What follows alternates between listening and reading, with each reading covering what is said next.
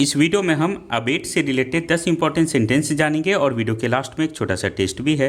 Abate का मतलब होता है प्रभाव कम हो जाना या प्रभाव कम करना।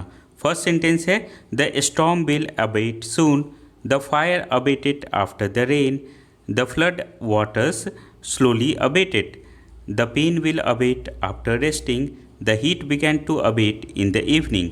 नेक्स्ट सेंटेंस है the strong smell slowly abated, his excitement did not abate for hours, her worry abated after talking to mom, my anger abated when I saw her smile, the storm abated and we went outside। अब आपके लिए एक छोटा सा test भी है।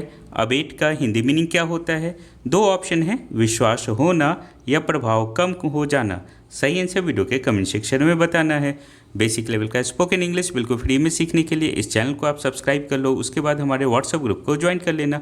Link आपको video के डिस्क्रिप्शन में मिल